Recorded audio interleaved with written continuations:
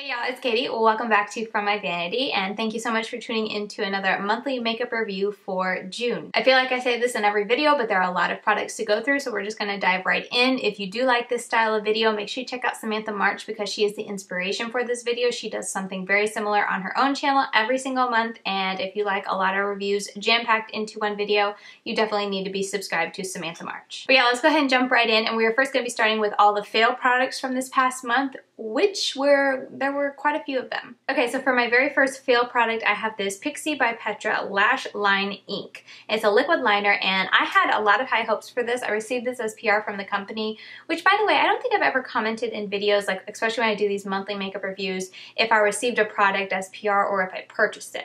Take this poll up here and let me know in future, would you like me to be mentioning that along the way, or maybe put it down in the description box. I've never thought to mention it before because I get PR, or at least I have been getting PR, mainly because of my blog. But I was just thinking about it the other day and I was like, I don't think I ever specify when I do reviews like this or just videos in general, what is sent as PR and what is not. So let me know. I can definitely start doing that. In this video, I'm going to try to mention all the stuff that I received as PR and then all the stuff I purchased myself, just so you guys know in this video, but let me know what you want to see in the future. But anyway, I got this and I had really high hopes that it would be like the liquid liner in the Pixi and Weylie collab that they just recently did. I did a review on that. I can leave it linked up here in the cards if you want to go see it. I was wanting to see if this is kind of the same thing, and it is not. The first time I used it felt like I had been using it for, I don't know, 3 months. It was extremely dry. Let's see, I've left this alone, so let's see.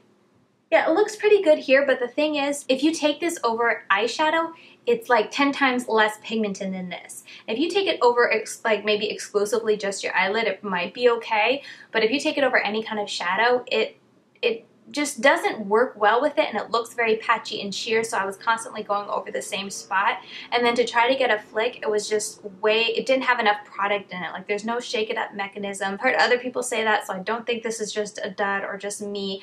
It definitely isn't like the Weylie, the one in the Weylie collab. So if you were wanting to get this to see if it was the same as that one, it's not. And for me, this was just a big fail. I think I tried to use it 2 or 3 times and I was just like, nope, don't got time for that. Another fail for me, and I'll be honest, I only tried it probably twice, but it was the IT Cosmetics Bye Bye Pores blush in Sweet Cheeks. It's like infused with gold glitter.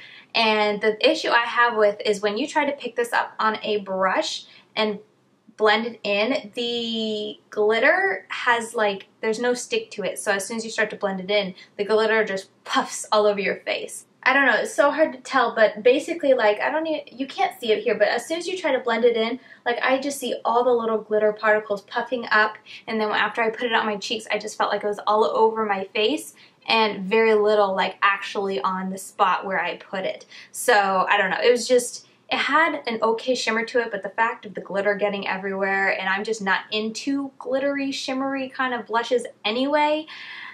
Like I said, I think I used it twice and I was just like, no, it's not for me. Maybe if you like this type of thing, you'll like it, but just be in mind that the glitter is just very loose and just kind of gets everywhere as soon as you start to use it with a brush, at least in my experience. Another fail for me, which I was kind of disappointed, but it was the Smashbox and Vlada Petal Metal Liquid Eyeliner. I only tried this a couple times, and I think only once as a liner, but the other times I was putting it in my crease like I like to do, and I noticed that this fades really badly, actually. I remember doing it that morning, and then halfway through the day I went up to the mirror, and maybe I was getting ready for a video, or maybe I had to take pictures or something, I don't know, but I was looking in the mirror, and it had faded significantly enough for me to get this back out and reapply it, which I have never done with any kind of eyeliner that I use, or at least that I still have in my drawer. Maybe I have in the past, but I've just decluttered it. So I was shocked at that it didn't have any kind of lasting power, especially in my crease. It didn't look that bad by the end of the day if I used it as my wing, but in the crease, probably with the motion of it just being in your crease and blinking and all that, it faded a lot. So no, if you want this type of colored liner, I would look at the Urban Decay Heavy Metal if you want glitter, but they even have colored liners if you want a color, because they last a whole lot longer than this did. Then I have the Flower, what was this called? Brow Vixen Tattoo Effect Stain. I really tried to love this, but right off the bat I couldn't because it goes extremely, not orange, but basically orange. For reference, this is an espresso. And let's see if it'll show you, but that is really, really warm for your brows, especially when you're grabbing espresso. Like, I don't know, that's just such a warm brown. Anytime I tried to use it in my eyes, I felt ridiculous, honestly. And keep in mind, like, my brow hairs are almost black and my hair is like a deep brown. So for me to take this color in, it just looked like I was trying to, I don't know, go auburn or something like that. It just looked very orange. And as it dries down, it gets a little bit better. But do you see how light that is? Like, that is a really light brown, like compared to my hair, and my hair is not even that dark of a brown. Like, I have a lot of sisters and siblings who have very dark brown hair, and I am on the lighter spectrum of it. But yeah, it's just odd. And add to that, I don't think you'll be able to see, but there are strokes in it, and just like lines and stuff because of the way the felt, because it's a felt tip. So whenever you first place it down, it gives you a lot of pigment, and then as you try to blend it out, it doesn't give you as much pigment. So the center just always looks a lot more pigmented, and then the outside's more. It's just weird. Unless you're wanting Sharpie eyebrows in a very warm, almost orange brown color, I would stay clear of these. And add to that, lasting power was terrible because whenever I looked at my brows at the end of the day, it would break up on my skin. So all around, this was just a huge no, fail. So I tried the Covergirl Peacock Flare Hydrofuge Mascara, and this one was okay, but it was a complete fail for me because it was impossible to remove. Impossible to the point where I feel like I was pulling my my eyelashes out trying to get this off my face at the end of the night. And I'm someone, like, by the time I get to the end of the night at like 10, 11 o'clock at night, I just want my makeup off. I don't want to have to sit there for like 5 minutes letting the makeup remover soak into my lashes to try to fully get it off. I cannot tell you how many times I woke up after using this. I woke up the next morning with like black eyes and I looked like, I don't know, raccoon. For me, that's a pain in the butt. I have a lot of waterproof mascaras that are nowhere near that difficult to remove. So for that aspect, this was a fail, but also in and of itself, it's just an okay mascara. It gives a nice amount of length, and I do like how long it made my lashes, and I didn't notice it clumping or anything, but it wasn't a mascara I could just like use this one and done. It's an okay mascara, but because of how difficult it is to use and how many other mascaras there are out there that aren't difficult, it was a fail in my book. Okay, so next up I have some of the CoverGirl liquid lipsticks. These first ones, let's talk about the CoverGirl Melting Pout Matte Lipsticks. If you like the colors and you want a nude one, I think you'll be very happy with it. The nudes were okay in my book. They felt really nice on the lips. They didn't feel really like drying or anything like that. They wore away gracefully. They didn't have a long lasting power, but they wore away gracefully, and because it was a nude, you couldn't tell too much, so it was forgiving in that aspect. But my deal is that these are very patchy. Now, if you like nude, you're not going to really notice the patchiness, but I tried a darker shade in here. I can't remember which one it was, but it looked terrible. And then as it wore away, yes, it wasn't like I had a line in my inner rim, but it would look like, you know, that kind of fading ombre look to your lips, which I don't really want, an ombre from like purple to nothing.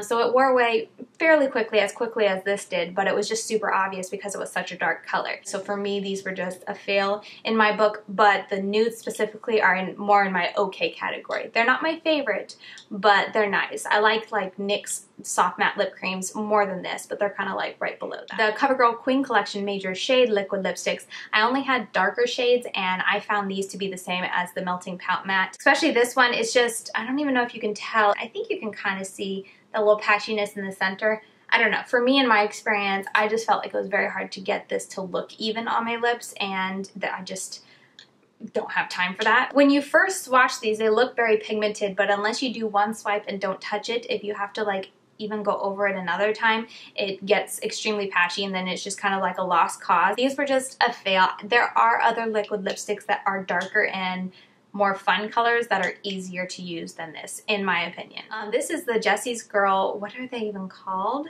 I don't know. It's their new lipsticks. It's in this like really nice packaging, very nice packaging. A step up, I feel like, for Jessie's Girl, but this is in the shade Georgia. It's a gorgeous color. I absolutely loved it. And here's what it looks like. It's a really pretty kind of mauve-y, pinky nude, which is my preference, but it kind of tastes like soap. And it's not something that like, oh, as I put it on, like it tastes like soap, I go about my day and you forget about it. No, anytime you accidentally get like a little bit, like your tongue comes out and touches your lips, or if you're eating or I don't know, doing anything and it gets on anywhere in your mouth, you taste soap, which I didn't really enjoy. lasting power and all that, it acted like a regular lipstick. I had no complaints. I'll probably keep this in my collection and see if I reach for it, but not gonna lie, I probably wore it maybe 4 times this past month, 5 times tops, because when I would think about reaching for it, I was like, oh, I don't really want to taste soap, do I? Not really. So it definitely is a major drawback to this for me. Maybe if you don't mind tasting weird things in your mouth throughout the day, you like it, because the shade selection and range for this lipstick is really nice. But yeah, I didn't enjoy the taste. And the very worst tasting lipstick from this month was the Pixi by Petra MatteLustre lipstick in Rose Natural. It is a gorgeous shade just looking at it, and I thought I was gonna absolutely love this. Where can I swatch this? I don't even know. Let's put it up here. It's a really pretty shade. This one is more on like the, I guess a neutral pink section, much more like this is very pink and this is more neutral. It's my type of everyday shade. I thought I was gonna love it, but oh my goodness, this tastes so bad. It smells bad too. That's the first time I've actually smelled it, but I was trying to remember the taste. It smells like it tastes. So it's verging on nasty. I put it on my lips. Same story with the Jessie's Girl. Anytime it gets anywhere close to the inside of your mouth, you taste it, and I can't even describe what it tastes like. It's just bad. I don't think it smells bad, like it's gone bad. Maybe it has. I don't know. This is the first time I used it. I got this towards the beginning of the year, maybe January? I don't think it was that long ago. I don't remember. Maybe it's gone bad. Let me know if you have this. This is the MatteLustre lipstick. Let me know if you've tried this and it smells bad. Now that I'm saying that, I'm wondering if it has gone bad, because it's just nasty. Tastes nasty, smells nasty. It's gross. And last up for lipsticks and last up in our fail category, I have the Beauty Bakerie Lip Whip in French Toast. I got this because I wanted to get a super true nude, because I was wanting to have more of those in my collection for when I do really bright looks and I don't want to have to worry about finding a good lipstick. And so I picked this up and I ordered it online, of course, so you always got the gamble of never knowing what it'll actually look like. And it's very nude, but that's not even my problem with this. For one, it's extremely thin, so when you're trying to coat your lips and make it look good, it's very hard not to get this streaky and patchy. And then 2, it's extremely sticky. It dries down, and that's lipstick where if you put your lips together and try to like lift them apart, they'll stick. After this, I'm going to go ahead and swipe this on my lips and do a close-up, so I'll stick it in here as I'm talking so you guys can see what it looks like on my lips alone. This is, of course, alone. It would be a little bit better like patchiness-wise if I use a lip liner, but this is how it looks just by itself. And then, I mean, even if I did use a lip liner, it's still extremely sticky when this dries down, and it is sticky the entire time you wear this until it wears away. I did not like this. If there is a difference maybe in formula and you've tried the darker shades or just more deeper shades and you like it, let me know, because my experience with this makes me never want to try another Beauty Bakerie Lip Whip again.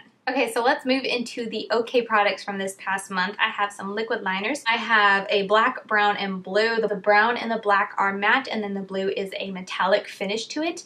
I like these and I don't like these, which is why they're in the OK, just OK category. They go on very pigmented. They're the type that you shake up to kind of get them meshed together, and I like that because I feel like it gives you very intense pigment every time you use it. But the problem I have is that once you apply it, when it dries down, it has that kind of shrink wrap feel to it, but it's very intense in here. And just for comparison, I also like something very similar to this is the NYX Matte Liquid Liner. You also shake it up. It's also a little quill kind of like this is. The only difference, this is a felt tip and the NYX is a brush tip. But that's really the only difference. Everything else is very similar. This does give you that kind of dry down aspect of it, but this is like times 10 of what this gives you. So if you're wanting this, I would say just get this, and I want to bet they're either identical in price or maybe NYX is even cheaper. I have not looked at the prices, which I probably should have done. I'm very sorry. But just as a comparison, yes, this was nice, but this gives me everything that the Covergirl gives me with less discomfort. And I would far prefer the NYX one over this. So if you were looking at these, just go with the next one. I also tried the Covergirl Ultra Fine Brow Pencil in Soft Brown. Now this I think is a fine product, but I don't like this type of brow pencil. It's way too fine, and so when I would use this, I would have to be so careful not to get lines in my brows, because I feel like that just looks stupid if I just have these like lines and then I'm trying to fill it in, but it still looks like I took a pencil and just drew. I just don't like I don't like the lines, and maybe people are able to sit there and make it look like brow hairs, but it just looks like weird lines in my brows. And there's been a couple times where I took pictures, you know, to do my makeup of the day picture on Instagram and Snapchat, and I had to like take it again, and before I took it again, I like brushed it some more because it just looked weird to have these lines at the beginning of my brows. I don't know how people do it. I like a bigger brow pencil so I could just fill it in. I want the color there. I don't need the strokes. Put it that way. So if you need the strokes, I maybe look into this or look at another YouTuber who uses the brow pencils for those stroking aspects to it. Because for me, I don't want to mess with that. I don't think that looks good in my brows. I just need something to fill in the patchy areas that I have. For me, I don't like it. I gave the CoverGirl Vitalist Healthy Glow. What are these? Illuminators? They're like the cream illuminators. I gave them a try this month. This shade, whatever it was way too dark for me. So when I put it on my skin, it just looked ridiculous. Like I stuck a bronze eyeshadow there where my highlight should be. So that was a no-go for me. But then this I did try. It just has the number 1 on it. I don't know if that's the name or the shade, but I did like it. It has a very almost like a duochromeness to the highlighter. And another thing, it's like a moussey texture. Can you see that? It's like, it's almost like Jello or something. There it is. It's got a very pretty reflect to it. Very shiny, very nice. My issue was that if I tried to put it underneath my powders, like before I powdered my face for the day, it got like shimmer and glitter or whatever is in here. It got it all over my face, and I especially noticed it like under my eyes, which is not where I want glitter. So the next time I tried to just pat it over, and it disturbed the powder a tiny bit, but it wasn't bad. It just, I'm just not a cream person. But I did want to say that because if you are going to use this, I would say use it over your makeup. Once you're all done, just pat a little bit and be on your way, and I think you'll enjoy it. But for me, this is in the okay category because I'm just not a cream person anymore. I just don't like working with cream. Speaking of foundation, let's go ahead and talk about the CoverGirl TruBlend Matte Made Foundation. I feel like everyone's been reviewing this, and for me, I'm just kind of in the middle, which is why it's in my okay category. And this is L30. I feel like this is my perfect match, but I forget which one I tried before, but that one had little white beads in it. So when I was blending it in, I had little white, like hard little beads that wouldn't blend into the skin, and I just kind of I had to use a brush to apply my makeup so that as I was buffing it, it would buff those little beads away. Very weird, very odd. Some people have experienced that, some people haven't. It's something to do with the different bottles. It's a weird inconsistency that kind of weirds me out, but all that aside, it's just okay. I like how it looks when I'm done. It's not pleasant. For some reason, I don't like when I'm applying it. Like when I'm actually buffing it into the skin, I just feel like it looks too streaky, like it's sitting on top of my skin, but I just have to keep going, and eventually, like, I like how it ends up. It gives me a very nice matte finish. My issue with it is that it doesn't last and it doesn't hold up against my oily skin. I used it with a very mattifying primer underneath it. I set it with powder, and still by the middle of the day, it feels so heavy on my skin, like it just feels like a layer of oil is sitting on top of my skin. So it does absolutely nothing to help with keeping those oils at bay, and it just has a very, once the oils start coming through, it has a very heavy feeling to the skin, which I don't like. I mean, I'll still wear it because it is a nice looking foundation, but it's not something I would depend on for the long haul. If I had like a very long day, something to do in the morning, like maybe a date night at the end of the night, I wouldn't pull for this because by the end of the night, I would be looking so shiny and I would just feel gross. Next foundation is the Clinique Beyond Perfecting Foundation and Concealer, and this is in the shade 4 Cream Whip. When I first reached for this at the beginning of the month, I was mixing it with a white like foundation mixer because it was too dark for me, but then I went to the pool 3 times and now it matches. It's what I'm wearing today. I feel like it matches very nicely.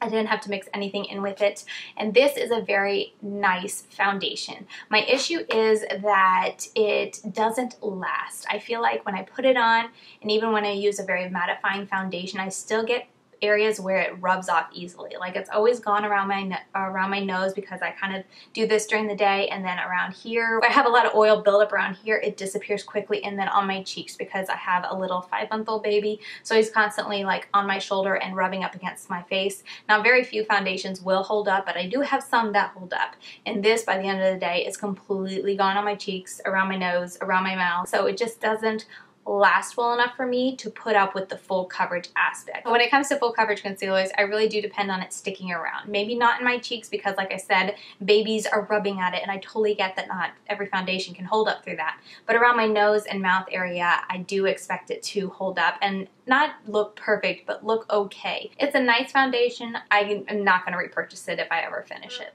Alright, next, I think this is the last Covergirl product. It's a Vitalist Healthy Powder, and this is in the shade Classic Ivory. First problem with this is I've already hit major pan, and I've only been using it, not even religiously, for 2 months, which I feel like is just really fast for a powder. I've been using this to set my face. Every now and then I would use this as my only foundation for the day, but I wasn't using this like every day. But add to that, this foundation, while it says, what did I even say? It says Classic Ivory and it looks very fair. When I put it on my face, it darkens, like by a whole shade. Which for me, like when I look at it in the pan, I'm like, oh, that matches me perfect. But before I had this tan, when I would put it on, it'd make my face look darker than the rest of my body, which isn't cool. So that was a con towards it that I didn't really appreciate when I was testing it out. But also, it's a nice powder foundation, but it's not my favorite because of the fact that it deepens once you apply it, so it's not something I would recommend. I'll finish using it. I will say that when I use this as my only foundation, like as just my powder foundation for the day, it did patch and kind of fade away in weird patches throughout the day, so it doesn't have a lot of lasting power, but as just a light dusting of powder to set my liquid foundation, I did like it for that. So it was okay. Okay, so we got some palettes to talk about. The first is the Smashbox and Vlada, what is this? Covershot Petal Metal Eyeshadow Palette. Now this is a very nice palette, but it's in my okay category because for me, this palette didn't give me enough variety. Now if you look at this, you should expect that. So I just want to make sure I throw it out there. So if you're looking at this and you're like, yes, I like all those shades, I don't want a lot of variety, then I think you would really like it. I'm going to be having pictures of all the looks that I did with this palette scrolling here, but I felt like they all pretty much look the same. I tried to change them up as much as I could just to get different type of looks, but I just feel like they looked very much the same, which I mean you should expect with this kind of look to it. But it's in my okay category because while I think it blended beautifully, all the looks looked very nice. It was very easy to work with. This doesn't have the best lasting power, and I know that because I use this with a primer that isn't as good, and I got a lot of fading and creasing with this. And when I used it with my best primer, the Lorac Behind the Scenes, I had no issues. I didn't notice any kind of fading. I do want to throw that out there, but I thought it was a very pretty palette, and I got a lot of pretty looks out of it. All the same looks, but very pretty looks. So the Beauty Bakerie Do It for the Gram eyeshadow palette was the one I took on my 1-week vacation, and I challenged myself to use only one palette for the week, and this was the palette that I took, and it was kind of hard. Not gonna lie. There are only, 4 mattes in this palette, which is challenging. But the biggest thing that I found challenging, not challenging, but surprising, is that a lot of these shades are duochrome. So I would look at this and I'd be like, ooh, I want to put that, you know, here. And then I go to do it and they look different on the eyes because they're duochrome. For example, these two are duochromes. I thought this would be a really pretty green. It's not. It's like that brown kind of, let's see. Yeah, it's more of a brown. You can't even see it because of the light reflecting, but it's very brown. Like, look, that's brown. I grabbed it from this green shade right here. I was not expecting that when I reached for it. Again, this is a duochrome as well. It looks like super pink. I guess it's still brown, but more of like a pinky brown right there, and I grabbed it from this blue looking shade. And these shades too, I think these two, they weren't duochrome, but they just look different on the eyes, which I think is where this palette totally threw me for a loop. I think I would like this palette a whole lot more if I used it in conjunction with another palette, but on its own, I don't know, I just found it a little challenging to use because this is not a very deep shade, so I tried to use 2 of these, one on the inside of my eye and one on the outside, but none of these, because these aren't really, they're duochrome and they're not really that dark, I didn't really have a very good dark metallic shade to use. And I'm someone who likes to have it darker on the outside, lighter on the inside. Again, that's a personal preference. Quality-wise, I didn't have any issues with it. I wore this in my Spill the Tea tag if you want to see it on my eyes. It's there. I'll have it linked up in the cards. But yeah, this palette surprised me so much. It's not a bad palette, but it's one that I would want to use with at least another palette to get that kind of outside smokiness that I like, and then one of these kind of more metallic shades on the lid. And just keep in mind that there's a lot of duochromeness, so it's almost like a magic palette because you reach into it expecting this one shade and it looks nothing like that on the lids. And then last up for my okay category, I tested out the Lime Crime Venus XL palette. That is what's on my eyes today. And yes, this is in the okay category. I almost put it in a fail category, but I do really like the colors and the looks that I get with this. If you want red looks, this will give it to you. It's stunning.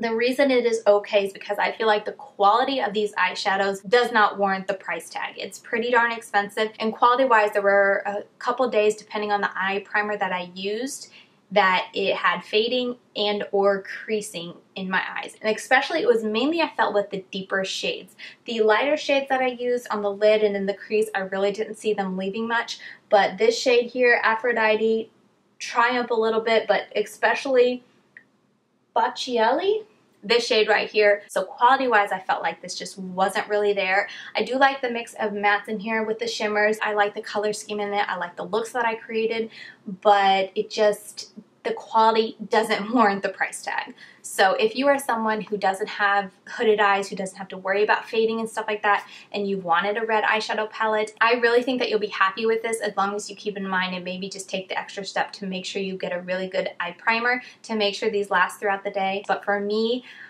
I'm not gonna lie, for the money I spent, because I purchased this. Yeah, I forgot to tell you guys throughout this whole video if I purchased something or not. My bad. But anyway, I purchased this, so I feel like it was just, because it gives me some issues with fading by the end of the day, I'm not gonna lie, I'm a little disappointed in this purchase. For the time being, I'm still gonna keep it, but this is definitely a palette where if I got another palette that had a similar color story to this, I could see me decluttering this. So that's why it is in my okay category. All right, I am parched, but we are on to the favorites, and we don't have too many, so hang tight, let's get through this. First up, let's talk about this Profusion Highlight Palette, and I actually really like this. I have it on my cheeks today, and I feel like this gives you a blinding highlight. With that said, I only use these three. This is too dark, this is too pink for me, but because Profusion is so affordable, I don't think that's a bad deal that I'm not going to be using these two. So keep that in mind, but yeah, check out, I just feel like it gives me a very blinding highlight, and I'm someone who doesn't usually have a blinding highlight. So this is a palette I would save and just use like when I'm filming. I'm not someone who likes very intense highlights, so I don't really reach for this like if I'm just going to be going out and shopping, because I just feel like I have a streak on my face. But if you're wanting a streak on your face, this will give it to you at a very affordable price. Next is Melt Cosmetics Gemini palette. I'm not going to sit here and rave about it any longer. I did a full in-depth tutorial up here, but I did want to mention it because this was a big favorite of mine. This was the highlight of the month for me, and I did want to let you know that I'm currently looking for dupes for this palette. So if you were someone who missed out on it because it was incredibly limited edition, stay tuned, stick around my channel. I'm hopefully going to get a dupe video with as close a dupe as I can find in July, August at the latest, but I'm going to try to get it up in July. And then the last palette that I tested out this month was the Urban Decay Beached Eyeshadow Palette, and I really like this. It was a really fun palette. The eye looks were really pretty, and the shimmers in this palette are really nice. Honestly, the nicest I've experienced from Urban Decay, I feel like. I'm trying to think.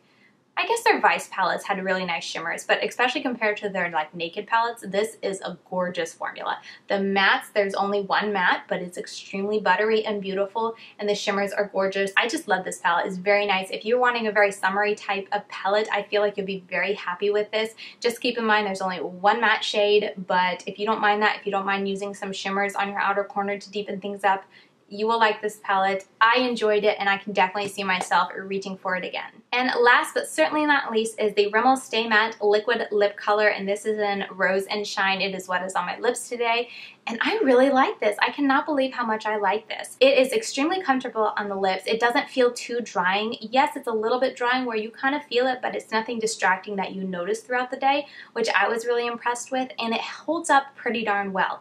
If you eat, you're going to get some fading in the inner rim like you normally do, but it's not a line, so it doesn't give you that weird looking line around your inner lip, which I appreciate, and it's very easy to reapply. And if you're not eating, like if you're going out and just going to be lightly drinking, it stays looking nice the whole time. I was so impressed with this. I really like this lipstick, and I definitely want to get a couple more of them because the formula is so nice. It holds up very well, and I am honestly very impressed. So there you have it. I feel like this month's review is going to be an hour long. I'm going to try to keep it to the 30-minute mark. We shall see. But I hope you guys enjoyed seeing all my favorites, all my fails, and all the products that were just okay from this past month. Please let me know if these monthly makeup review videos are getting too long, and if they are, I can start selecting less every month for my Shop My Stash, just to not kind of overwhelm you guys with too many or just give you too many long videos at the end of the month. But yeah, with all that said, I'm gonna wrap this up because my throat hurts. I've been talking so long. So I hope you guys have a wonderful day, and I will see you in my next video very soon.